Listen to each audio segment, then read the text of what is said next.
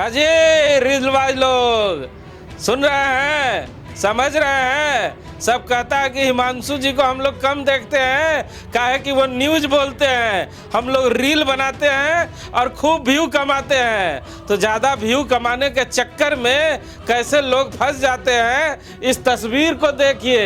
इनका नाम है जसोदा देवी और फेरा लगाते लगाते ये फेरा में आज फंसने ही वाली थी कि फंसते फंसते रह गई। भैला कानी बाबूनी के हाथ बबुआ फेरा लेला सा। सोशल मीडिया पर नाम कमाने और पहचान बनाने के चक्कर में फंस गई बोकारो की यशोदा देवी। सोशल मीडिया में अगर काम कर रहे ना मेरे दोस्त, तो पहचान बनाने में टाइम तो लगेगा ना। मैगी नहीं ना बना रहे हैं कि 2 मिनट में बन जाएगा। समझ गए कि और समझाए? नहीं समझे तो हम आपको समझाते हैं। मामला बिगड़ता देख जसोदा देवी माफ़ी मांगने के लिए आगे आई है और उसी इंस्टाग्राम में, जिस इंस्टाग्राम में इन्होंने विवादित पोस्ट किया था, उसी इंस्टाग्राम में अभी थोड़ी देर पहले उन्होंने माफ़ी मांगी है। कल यहाँ पे हम एक वीडियो बनाए थे कि थोड़ा ज़्यादा व्यू आएगा और हमको पता नहीं था, इसलिए वीडियो बना लिए थे।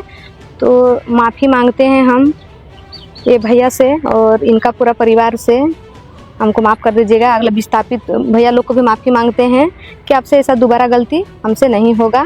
भैया माफ़ कर दीजिए, माफ़ी मांगते हैं सभी को। समय के बदलाव के साथ जिस तरह सोशल मीडिया इंसानों की अब ज़रूरत बन गई है, उसी तरह सोशल मीडिया में रील बनाने के चक्कर में और ज़्यादा व्यू कमाने के चक्कर में युवा पीढ़ी हर उस मर्यादा को लांघ जा रही है जिस मर्यादा का ख्याल उन्हें रखना चाहिए। लेकिन समय रहते जिसे भी इस मर्यादा का याद आता है, वो इसी तरह माफ़ी मांगते नजर आते हैं। जी हाँ, हम बात बोकारो की यशोदा देवी की कर रहे हैं, जो अभी नया नया रील बनाने का शुरुआत की है। जो इनका इंस्टाग्राम है, जिसकी तस्वीरें आप देख रहे हैं, इसी इंस्टाग्राम पे कल उन्होंने एक ऐसा विवादित पोस्ट कर दिया, उसके बाद तमाम बोकारो के विस्थापित क्षेत्र के युवाओं में गजब टाइप का उबाल आने लगा और धीरे धीरे लोग सोशल मीडिया पर इस महिला का विरोध करने लगे। इस विरोध को देखते हुए यशोदा देवी ने मामले को भांप लिया और तुरंत उसी इंस्टाग्राम पर आकर उन्होंने माफ़ी भी मांगा है। लेकिन हमारे साथ खुद विस्थापित पत्रकार राम नारायण शर्मा हैं, इनसे हम लोग जानने का प्रयास करते हैं जिस तरह का काम इस महिला ने किया है और माफ़ी भी मांगा है। क्या लगता है, क्योंकि आप भी विस्थापित है और विस्थापित के बेटे को जिस तरह अपमानित किया गया है, क्या लगता है विस्थापित इन्हें माफ कर देंगे?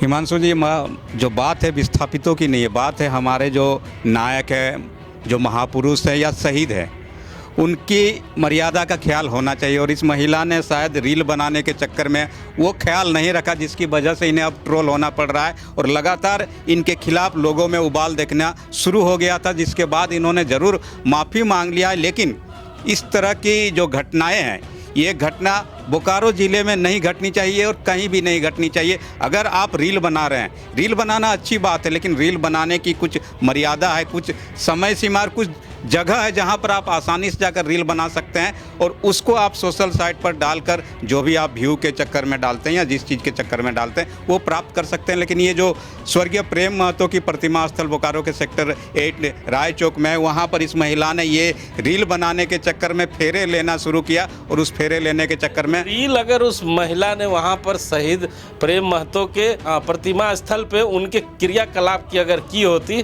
तो सराहना मिलती। लेकिन जिस गाने का उसने प्रयोग किया वो गाना काफ़ी अमर्यादित नहीं, बिल्कुल, क्योंकि वो शहीद है। जी बिल्कुल, मैं वही बता रहा हूँ कि जिस तरीके का इन्होंने एक तो फेरा ले रही है और उसके पीछे देखिए बैकग्राउंड में जो म्यूजिक और गीत बज रहा है, वो गीत किसी भी शहीद के लिए, किसी भी महापुरुष की प्रतिमा के स्थल पर अगर कोई बजाएगा तो उसमें लाजमी है कि लोगों में आक्रोश होगा और उसी आक्रोश की वजह से तो ये महिला हर रोज वहाँ जाकर रील बनाती है। कहाँ की रहने वाली है? ये बताया जा रहा है कि सेक्टर 8 की रहने वाली है और बोकारो के ये जो सेक्टर 8 का इलाका, यहाँ पर ये अक्सर जाती है और इस तरह के रील बनाती है। लेकिन कल उन्होंने कुछ ज़्यादा ही हद पार कर दी, जिसके बाद ये दृश्य आपको देखने को मिला। लेकिन अब उन्होंने माफ़ी मांग ली है। हिमांशु जी, तो क्या लगता है? जी, माफ़ी मांग लेना अच्छी बात है और मुझे लगता है कि विस्थापितों के साथ साथ बोकारो वासियों को, चूँकि शादीशुदा महिला है, तो इस माफ़ी को स्वीकार कर लेना चाहिए। लेकिन ख्याल रखना चाहिए कि महापुरुषों को, शहीदों की जो प्रतिमा स्थल है वहाँ पर इस तरह की हरकत नहीं होनी चाहिए। अन्यथा हमारा जो संविधान है उसमें इस तरह की हरकतों के लिए दंड का प्रावधान है, जेल जाने का प्रावधान है और जुर्माना भी भरने का प्रावधान है। हिमांशु जी, तो सुना ना आपने, ये युवा पीढ़ी के लिए इस न्यूज़ को हम लेकर आए हैं, क्योंकि बहुत सोच समझने के बाद हम इस न्यूज़ का प्रसारण डी फोकस के माध्यम से कर रहे हैं, क्योंकि जो युवा पीढ़ी है वो इस खबर को देखने के बाद जागरूक हो और उन तक ये ज्ञान पहुँचे कि शहीदों के प्रतिमा स्थल पर उन्हें सम्मान देने की ज़रूरत है, क्योंकि उन्होंने जो किया है उनके बदौलत ही हम लोग आज स्वतंत्र हवा में सांस ले पा रहे हैं। चाहे वो प्रेम महतो हो, चाहे अंबेडकर जी हो, चाहे गांधी जी हो, चाहे बिरसा जी हो, चाहे कोई भी शहीद व्यक्ति की जिस जगह पे प्रतिमा हो, उस प्रतिमा के अगल बगल में आप ऐसे रील ना बनाए जिससे लोगों के मन को आहत पहुंचे। आप रील बनाने जाएं लेकिन उनके विचारों पर रील बनाएं, उनके किए गए कार्यों पर रील बनाएं, जिससे आने वाले जो जनरेशन है वो उनके कार्यों को जान सके। नहीं तो फेरा लेने के चक्कर में फेरा में आप भी फंस सकते हैं। समझ रहे हैं ना।